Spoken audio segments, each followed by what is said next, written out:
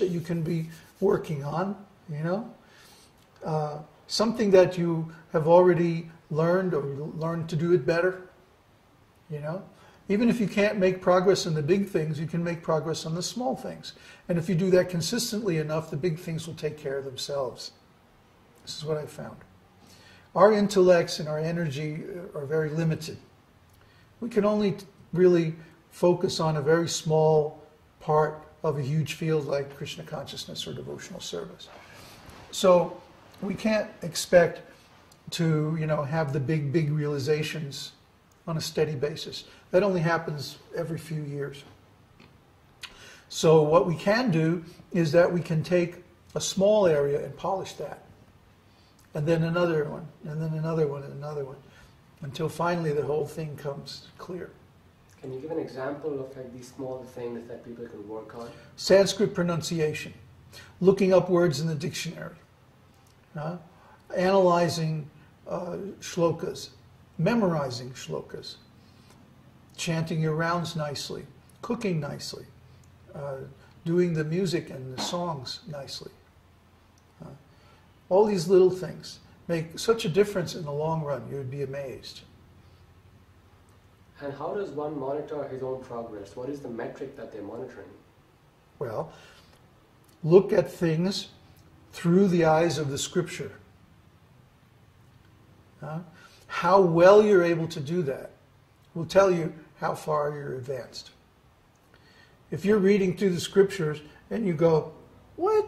How is this possible? That means you're not looking through the eyes of the scriptures. If you're reading the scriptures and you go, oh yeah, oh yeah, this is right, yeah.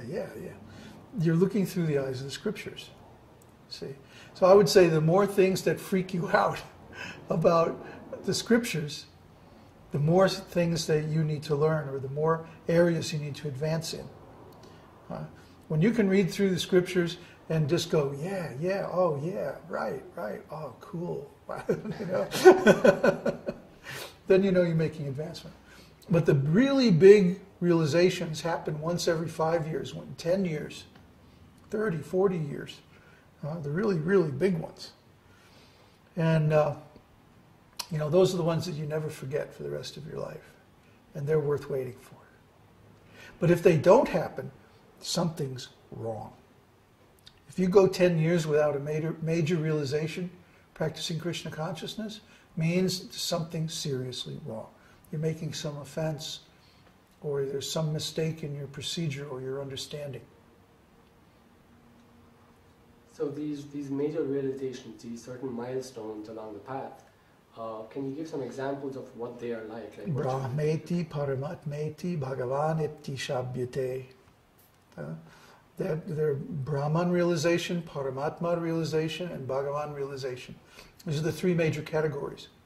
And then in among those, there's many others. And then there's the famous Adao Shraddha shloka from the Nectar of Devotion by Rupa Goswami that divides devotional service up into 10 stages or categories. In the beginning there's faith, then one associates with devotees, then he performs devotional service under the initiation and representative of God in the form of the spiritual master. Then he attains victory over all unwanted things. And then he gets steadiness, and then he gets taste, and then he gets ecstasy, and so on. You see, all these things are there in sequence. So you have to know where you are in that sequence.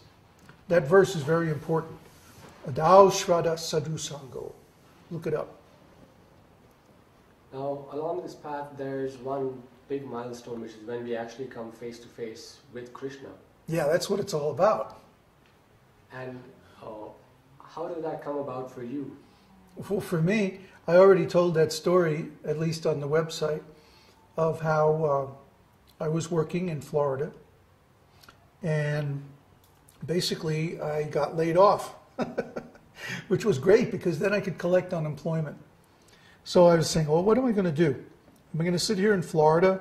I was trying to preach, and it wasn't going very well. So I said, no, maybe I'll do something completely different. And I just happened to know this lady in Kauai who had camped out. She said the first year that she was on Kauai, she camped out. So I said, oh, you must have had a great spot. She said, yeah. And she told me exactly how to find it. So I said, I know. I'll go to Kauai and camp out, and I'll just chant. I'll just chant the holy name. That's all I'm going to do. Because I'm done with trying to deal with my God brothers. I'm not making any headway in preaching. You know, I'm going to try this. And I had a lot of inspiration.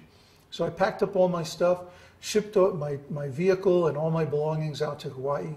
This was right at the time of 9/11, by the way. I was stuck in LA for 2 weeks. I couldn't go. I had a ticket for 9/12 to go to Hawaii, and I couldn't go. Everything was shut down. So for 2 weeks, I hung out in LA, and then I went out, and I went to this campsite, set up my tent, and I lived there for more than 6 months. And that's all I did was chant. Every time I woke up, I would chant. And I would chant until I got hungry. Then I would eat. Then I would chant some more. And then I'd take a walk, and I would chant on my walk. And maybe I'd take a little swim in the ocean or something like that. But most of the time, I just chanted. And if I woke up in the middle of the night, I would chant. Every time, that was my system. Every time I woke up, I would just chant. And I wound up chanting more than 64 rounds a day for a good long time, months straight. That was very good. That was the best thing I ever did for myself. But I wouldn't recommend that devotees do this until they have a firm grounding in the philosophy. Until they really know the philosophy the way I was talking about, having studied it scrutinizingly and reached all the way to the top to Rasa Tattva. Because as I was chanting, I was meditating on Rasa Tattva. And we read this in the descriptions of the bhajan of all the great devotees. That they isolated themselves in a lonely place, they chanted the holy name, and they meditated on Rasa Tattva. I was reading Ujjwala Nilamani, which most devotees have never even heard of. It's a very intimate description of pastimes of Krishna and the gopis. Oh, it was just wonderful. Just wonderful. And at the end, Krishna came. And did that just change everything dramatically, or what was Yes the and no. after and before?